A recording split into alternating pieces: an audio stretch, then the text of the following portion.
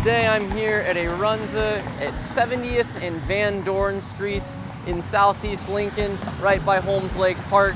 And this Runza looks like it's getting a little renovation, so it's probably gonna look a lot cooler if I come back in 2 weeks. But nope, I'm here today, and the good thing is their drive-thru's still open, and it's a nice day for a vanilla ice cream cone, which you'll see later Senator Geist recommends. So I'm gonna try that out and see how it tastes. All right, thank you. So today's review is actually gonna look a little different. If you'll notice, I am not sitting in the back of the CRV. I'm sitting next to the CRV in my wonderful lounge chair here. It's just like, was 10 bucks at Dick's or something. And perfect little TV dinner tray. But I'm not watching TV today. Instead, I'm trying out some ice cream from Runza. And last time, if you notice, I had the chocolate ice cream in the cone, got a little runny really fast, kind of had to wolf it down. So this time I got the cone, so if it melts, it's not as big of a deal. And it definitely will melt because it is already in the 80s here. It's not even noon yet, but that's June in Nebraska for you. So let's try out this vanilla ice cream. So there it is.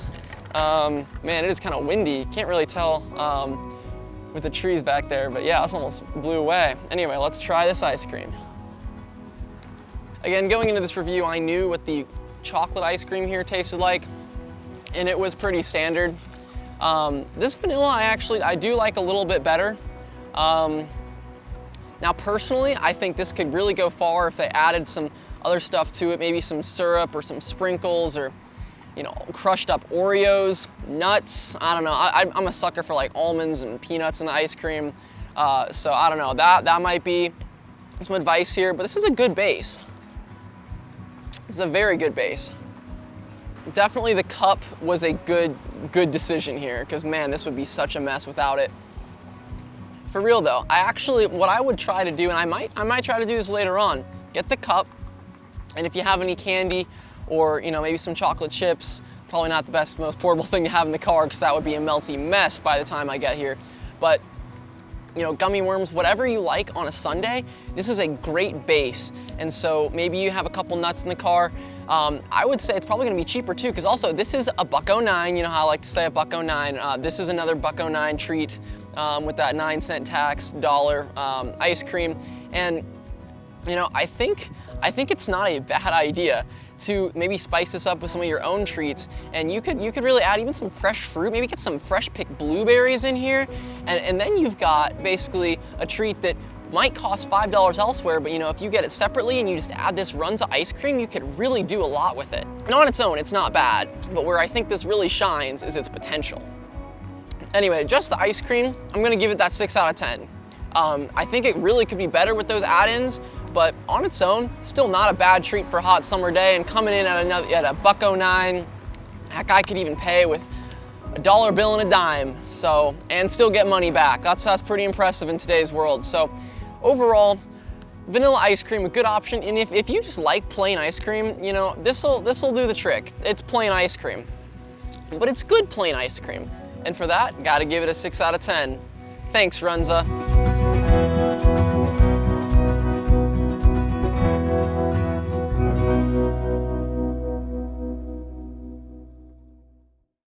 So for my interview for this episode, I talked to State Senator Suzanne Geist, who represents the 25th District in Eastern Lincoln in the Nebraska legislature.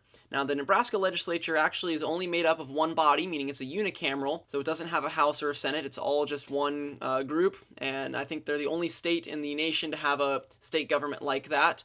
So there are 49 different senators, and for today's episode, I got to talk to one of them. Here's what she had to say.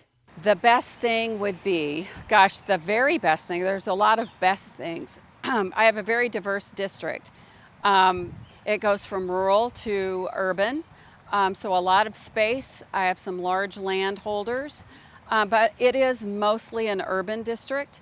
And I would say the best, especially here lately, is their voting record. We just came through the primary, and my district had the biggest voter turnout of any district in the state. So they like to vote. They like to be heard. When I was out knocking on doors back in the fall, the number one thing that I heard as far as challenges in Nebraska is always property taxes. And that's the case whether you're a large landowner, a farmer, or a business or a residential owner. And so that's always on a front burner. That's an issue I always hear about. But what was happening back then when I was knocking on doors was people were tired of the dissension, the divisiveness, the bickering that was going on. And so I heard that probably more than property taxes, which surprised me and has surprised a lot of people since then. Well, now the world has changed, and there's a huge issue called the COVID-19 virus. And now what I'm hearing is people are ready to get back to work. And so now I'm not knocking on doors, but I'm still staying in connection with my constituents and all that. So mainly through email, through phone calls. A few of them text me, but so that's what I'm hearing right now, is wanting to get out. And there's also now some concern about what's going on and the unrest that's going on with the rioting and all of that we've seen. Legislatively, some of the things that we're actually looking at is there have been some executive orders that took some regulations out of the way so businesses could flourish in light of the shutdown. And so there is a group of us that are taking a look at regulations and what are some that we could leave in place that would keep the business economy running, and what are some of the things that we discovered that really need to be changed. And so we're taking a look at those to help not impede business going forward. I'm excited to hear the new job numbers. So it looks like our recovery is going to be robust. But there's also a lot of people still hurting and a lot of people still not working. And so those right now are the things that I'm working on. And I hate to give specifics because I'm not sure the things that are going to distill from all of that. But we are taking a very close look at getting some regulations in or out of the way to help business move forward more quickly. One of the things that I think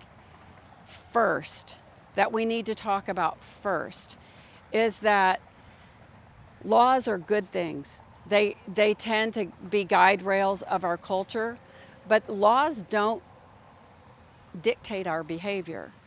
And growing up in a racially divided community, I watched the birth of integration and all of that through our country. And I also have watched how we've outlawed racism. And yet it's evident that we still have a problem. And that's the basis of why I say that laws aren't what make good community. It's the hearts of people. It's the coming around each other, parents teaching children and modeling to children how to treat other people. I think our faith community has a big part to play in this reconciliation and the steps that need to be taken.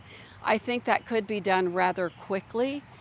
I think legislatively we have to be careful that we don't let this become such a politically divisive issue that we further drive a wedge between our communities. I think we're seeing that a little bit right now, and that concerns me greatly. This isn't a Republican, a Democrat issue. It's not a black issue, white issue. This is a heart issue. And how we treat our fellow man is one of the most important lessons we can learn. Yes, there can be some legislation that can help guide us down that road, but legislation, and even good, the best intended legislation, doesn't change the heart.